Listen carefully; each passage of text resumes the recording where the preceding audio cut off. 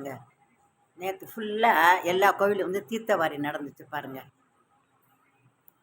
இந்த தெப்பத்துக்குள்ளே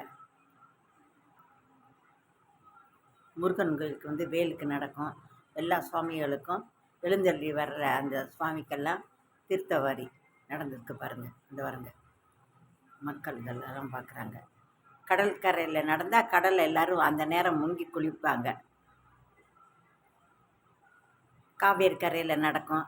அப்போ அந்த இதில் அந்த ஆற்றுல இங்கே வருங்க எல்லோரும் முங்கி குளிக்கிறாங்க பாருங்கள். இது ரொம்ப நேற்று விசேஷம். நேற்று நடந்திருக்கு. எல்லா கோவில்கள்லையும் இது நடந்திருக்கு பாருங்கள்.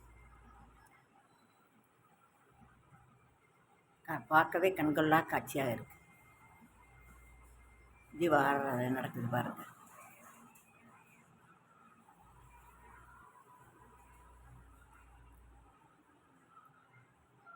அப்புறம் சுவாமி சுற்றி வரும்.